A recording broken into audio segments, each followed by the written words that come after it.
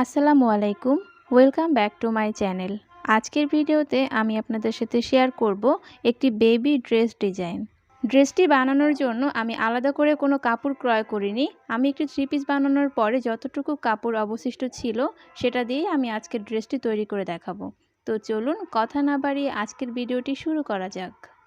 এখানে বেগুনি রঙের এক কালারের যে কাপড়টি আছে সেটা দিয়ে আমি সালোয়ার তৈরি করব এবং প্রিন্টেড যে ফ্যাব্রিকটি আছে সেটা দিয়ে আমি একটি ফ্রক তৈরি করব। তো প্রথমে আমি টপ পার্টটি কাটিং করব। টপ পার্টটি কাটিং করার জন্য আমি এখানে 4 ফোল্ড করে ফ্যাব্রিক নিয়েছি। প্রথমে শোল্ডারের মাপ নিয়ে নিচ্ছি 4 ইঞ্চি। এরপর আমি গলার চওড়া নিয়ে নিচ্ছি 2 ইঞ্চি। গলার লম্বা নিয়ে নিচ্ছি 3 ইঞ্চি। মুহুরির মাপ নিয়ে নিচ্ছি 5 ইঞ্চি। এরপর আমি মার্ক অনুসারে এটাকে শেপ দিয়ে দিচ্ছি। বডির মাপ নিচ্ছি 7.5 ইঞ্চি এবং কোমরের মাপ নিচ্ছি 6.5 ইঞ্চি। আপনারা আপনাদের মেজারমেন্ট অনুসারে নিয়ে নেবেন। টপসের লম্বা দিচ্ছি 10 ইঞ্চি, যেহেতু এটা বেবি ফ্রক। এখন আমি যে মার্ক করা অংশগুলো আছে সবগুলো অংশকে একটি স্কেলের সাহায্যে মিলিয়ে নিচ্ছি। এই পর্যায়ে মার্ক অনুসারে কেটে নিচ্ছি টপসটি।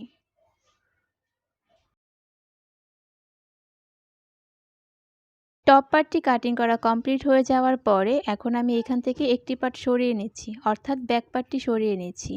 ফ্রন্ট পার্টের গলাটি আমি 4 ইঞ্চি দিচ্ছি, অর্থাৎ 1 ইঞ্চি এক্সট্রা ডিপ দিচ্ছি। এখন আমি বটম পার্ট কাটিং করব। পার্ট কাটিং করার পরে যতটুকু ফ্যাব্রিক ছিল সম্পূর্ণ ফ্যাব্রিকটিকে আমি অনেকগুলো ভাঁজ করে নিচ্ছি। এরপর পুরো লম্বা দেখতে পাচ্ছি এখানে আছে 28 ইঞ্চি। এটাকে আমি 2 ভাগ করব। তো প্রথমে আমি মিডল অংশে একটি মার্ক করে নিচ্ছি 14 ইঞ্চিতে।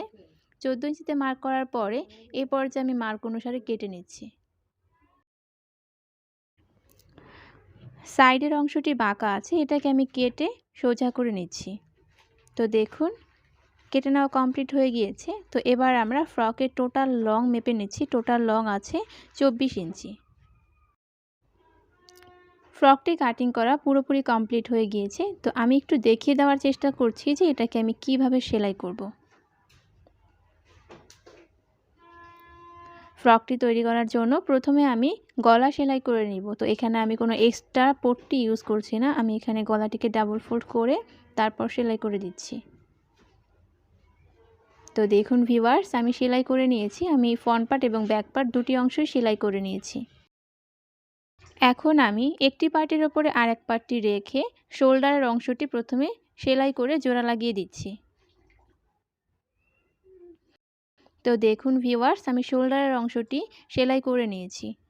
এরপর আমি বটম পার্টটি এখানে রেখে দিচ্ছি এবং এটার ওপরে আমি বড় বড় করে কুচি অ্যাটাচ করছি। তো এভাবে কুচি করার পরে আমি কুচিটিকে প্রথমে সেলাই করে নিব। এরপর এটাকে আমি টপ পার্টের সাথে জোড়া লাগিয়ে নিব। তো দেখুন ভিউয়ার্স, জোড়া লাগানোর পরে লুকটি এরকম এসেছে। এখন আমি হাতা কাটিং করব। হাতা কাটিং করার জন্য আমি এখানে 4 ফোল্ড করা ফ্যাব্রিক নিয়েছি এবং লম্বা নিয়ে নিচ্ছি 9 ইঞ্চি, অন্য পাশে নিয়ে নিচ্ছি 6 ইঞ্চি। 9 ইঞ্চি এবং 6 ইঞ্চি মার্ককে আমি মিলিয়ে নিচ্ছি। নিচের দিকে আমি নিয়ে নিচ্ছি 5 ইঞ্চি। এবার আমি স্কেলের সাহায্যে মার্কগুলোকে মিলিয়ে নিচ্ছি এবং হাতাটিকে কেটে নিচ্ছি।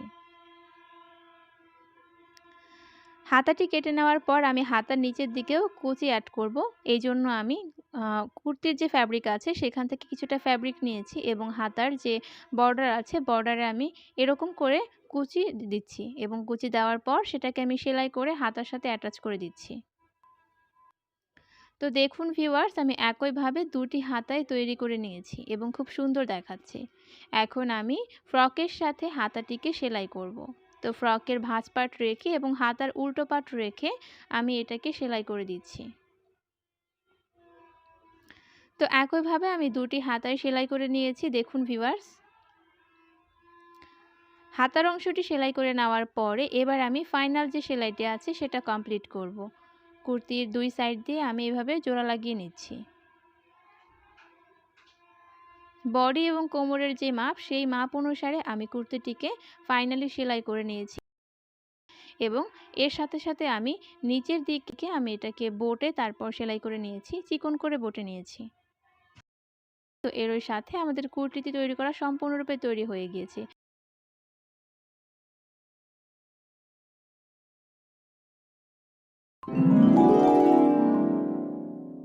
যেহেতু আমি এটা টুকরো কাপড় দিয়ে বানাচ্ছি, তাই এখানে বেশি কাপড় নেই, সেজন্য আমি এটাকে চুড়িদার সালোয়ার তৈরি করব। তো এবং এখানে একটি জোড়াও দেওয়ার প্রয়োজন হবে।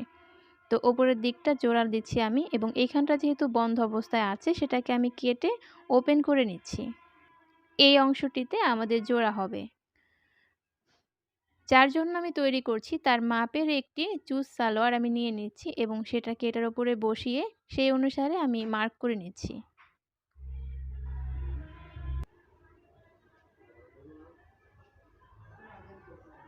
তো দেখুন ভিউয়ার্স, আমি মার্ক করে নিয়েছি। মার্ক করে নেওয়ার পরে এই পর্যায়ে আমি মার্ক অনুসারে কেটে নিচ্ছি।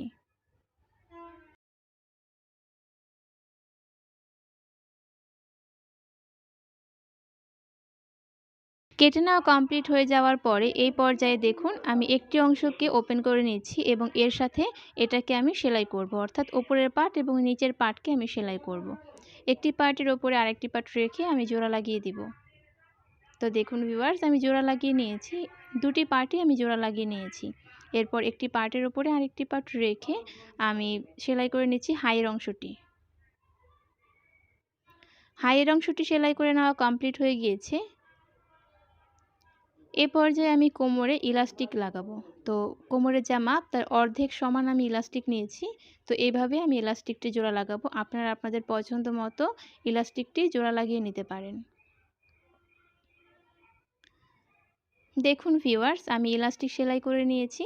ইলাস্টিক সেলাই করে নেওয়ার পরে এই পর্যায়ে আমি সালোয়ারের যে পায়ের অংশ আছে সেখানে আমি ডাবল ফোল্ড করে তারপর সেলাই করে নিব। দেখুন ভিউয়ার্স, আমি পায়ের অংশটিকেও বোটে সেলাই করে নিয়েছি। আমি সালোয়ারটিকে উল্টে নিচ্ছি। উল্টে নেওয়ার পরে এখন আমি পায়ের দিক থেকে শুরু করে হাই হয়ে অন্য পা পর্যন্ত এটাকে সেলাই করে দিব, যার জন্য বানাচ্ছি তার মেজারমেন্ট অনুসারে। তো দেখুন আমি এটাকে সেলাই করে নিয়েছি। সেলাই করে নেওয়ার পরে আমি সালোয়ারটিকে উল্টে দেখাচ্ছি যে এটার ফাইনাল লুক এরকম এসেছে। দেখুন, এই ছিল আমার আজকের ডিজাইন। পরবর্তীতে দেখা হবে নতুন কোনো ভিডিও নিয়ে। ততক্ষণ সবাই ভালো থাকবেন। আল্লাহ হাফেজ।